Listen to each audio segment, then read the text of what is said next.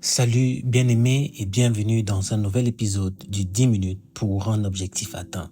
Notre mission est de t'accompagner dans ton développement personnel en nous appuyant sur la parole de Dieu. Alors, nous sommes contents aujourd'hui de t'avoir encore où nous penchons sur un autre thème important qui est « Ne sois plus esclave de ta pensée ». Ne sois plus esclave de ta pensée. Alors, pour pouvoir nous pencher sur ce sujet, nous allons explorer à travers trois lectures qui sont Romains chapitre 12, le verset 2, 2 Corinthiens chapitre 19, le verset 5 et Philippiens chapitre 4 du verset 6 au verset 7 et bien sûr à la suite duquel nous aurons le challenge de cette semaine. Alors, bien-aimé, dispose-toi, prends place et nous entrons dans le vif du sujet.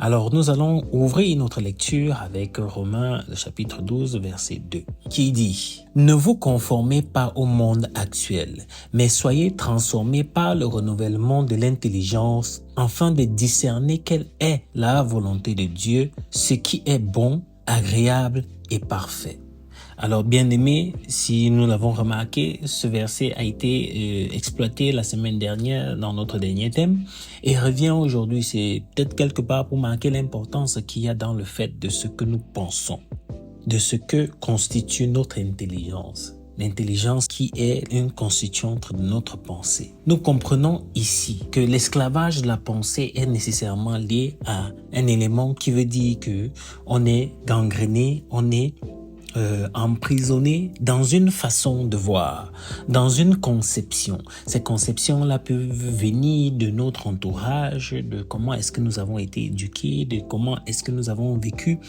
les différentes situations, circonstances de notre vie, notre culture, les mœurs même parfois en général.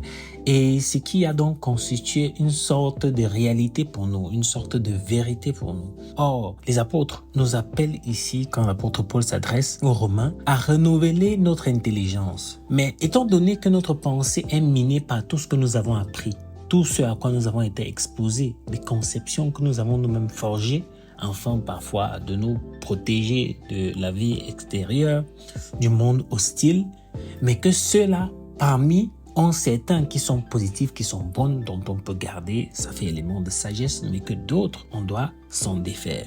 Donc, l'interpellation à renouveler sa pensée par celle de Dieu, pas juste de se dire de nouvelles choses, mais de la renouveler par la volonté de Dieu. C'est de comprendre notre nature, c'est de comprendre qui nous sommes selon ce que Dieu dit.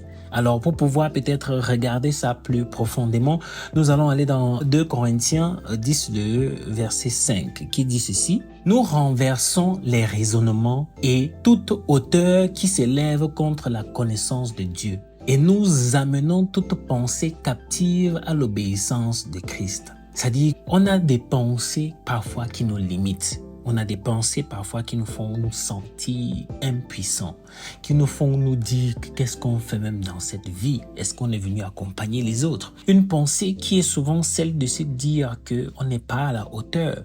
Une pensée qui veut dire qu'on a raté notre vie. Donc on a souvent ces pensées-là qui nous tiennent captives. Et donc comme on est captif, ça nous rend moins enclin à être motivé, nous détourne parfois de nos objectifs, de nos ambitions, ça nous restreint dans notre capacité à nous élever et ça nous met dans une dimension de loser. Étant donné que nous essayons par nous-mêmes et parfois on s'appuie sur les hommes et ça ne marche pas, certains vont donner leurs conseils, mais c'est leurs conseils selon eux par rapport à ce qu'ils font, mais qui n'est pas toujours et nécessairement ce qui marcherait avec nous. Chacun vit son expérience, d'où la relation de chacun avec Dieu. Du coup, il est plus probant de se retourner vers Dieu, celui-là qui connaît donc toutes choses, afin de puiser auprès de lui. Ça rend ça un peu plus intéressant. On prend un cas simple où je suis dans une insécurité suite à peut-être des ruptures de contrat, perte de mon travail et que j'ai l'impression que je ne vaux plus rien. Donc, ces pensées-là vont souvent faire en sorte que je sois paralysé, plus combatif, que je ne sois plus dans une démarche d'entreprendre. Parce que quoi? Parce que je vois déjà tous les échecs que j'ai essuyés. Donc, à quoi bon? Or, Dieu déclare des choses puissantes et Jésus nous a dit que nous ferons exactement comme lui, voire plus. Alors que de rester donc captif dans ma pensée qui me limite, je vais donc m'agripper à celle de l'identité de Christ afin de pouvoir affirmer ces valeurs-là comme étant des valeurs qui sont propres à moi. Ma ressemblance avec Dieu est d'intégrer ce que Dieu est et ce que Dieu dit. Et là, c'est plus intéressant pour moi de pouvoir dépasser ce stade-là. On peut encore regarder par exemple avec Philippiens 4 du verset 6 au verset 7 qui nous rappelle « Ne vous inquiétez de rien, mais en toute chose, faites connaître vos besoins à Dieu par des prières et des supplications avec des actions de grâce. Et la paix de Dieu qui surpasse toute intelligence gardera vos cœurs et vos pensées en Jésus-Christ. » L'accent est toujours mis vers Jésus-Christ. Mais on comprend ici que quoi?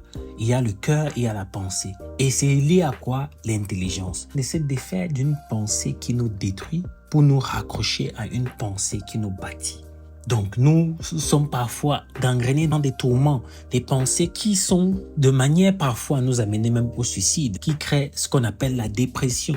Et donc, on perd le goût à la vie, soit parce qu'on a essuyé tellement de chagrin, tellement de défaites, tellement. Mais de ne pas se conforter dans cela. Parce que le cerveau a tendance à nous donner ce qui nous protège, ce qu'on convoite le plus. Qu'est-ce que je vais dire par là? C'est que ça va toujours chercher à conforter l'idée que tu t'es faite. Si tu trouves que le monde est mauvais, ça va te montrer toutes les choses qui te font t'assurer que le monde est mauvais. Si tu dis que tout le monde est méchant, ça va te montrer tellement de situations de méchanceté pour te conforter dans ta pensée que oui, effectivement, tu as raison. Donc, de même, si tu renouvelais ta pensée en te disant qu'il y a de la réussite pour toi, il y a du succès pour toi, que les gens sont bons, même si ce n'est que des gens envers toi, avant de regarder foncièrement qui sont bons, même envers les autres. Mais ce que ça fait au premier abord, c'est déjà d'être détaché du côté où tu étais fermé parce que tu estimais, trouvais et déclarais. Et c'était ta vérité, donc ta réalité, que tout est mauvais pour toi, rien n'est bon, tu ne profites pas de la vie et ainsi de suite. Ainsi de suite. Donc, de prendre conscience de cela, c'est de rentrer dans une attitude de gratitude, c'est d'entrer dans une attitude de nous confier et de nous laisser guider par Dieu et d'être donc à même de recevoir ces bénédictions parce que parfois on est tellement fermé et borné que même quand il y a bénédiction, on ne le voit pas. Parce que on est toujours en train de regarder le verre à moitié vide que de le regarder à moitié plein. C'est un shift du mindset, c'est un boost qu'on se donne en essayant de sortir de l'esclavage de la pensée qui nous détruit pour aller vers « c'est vrai, je suis mal, c'est vrai, ça ne va pas, mais qu'est-ce que je voudrais ?» Toujours que ça n'aille pas ou je voudrais que ça aille mieux. Et donc, je vais vers ce que je veux. Donc, bien-aimé, avant de clôturer, j'aimerais que tu t'engages à vraiment être au contrôle de ta pensée, afin de pouvoir déceler chaque moment qui t'amène vers la dérive. Alors, le challenge de cette semaine serait donc de réaliser à chaque fois que tu te trouves en proie à tes pensées négatives. Tu te retournes donc vers Dieu en méditant la prière, en méditant la parole et en priant, afin de te laisser comme ça la consumer par ce qu'il dit, consumé par la bonne nouvelle, et celle-ci va donc t'aider dans le transformement, dans le renouvellement de ta pensée, afin que tu puisses être en paix et en liberté. Alors, bien-aimé, nous apprécions ton soutien aux 10 minutes pour un objectif atteint. Alors, merci de t'abonner, d'aimer et de partager notre programme. Reste inspiré et je te retrouve la semaine prochaine pour un nouvel épisode. Que le pouvoir de Dieu transforme tes pensées et libère ta vie. Shalom.